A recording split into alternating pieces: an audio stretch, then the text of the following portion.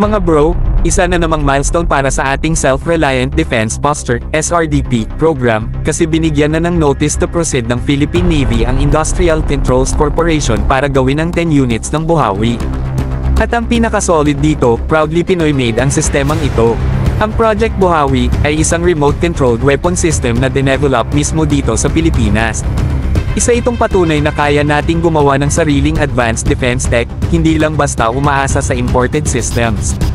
Ang ganitong klase ng proyekto ay hindi lang nagpapalakas ng ating military, kundi nagbibigay din ng trabaho at skill development para sa ating mga engineers, technicians, at local industries. Mga bro, isipin nyo na lang, 10 unit agad ang pinagawa, ibig sabihin may confidence na ang Philippine Navy sa kakayahan ng local defense industry.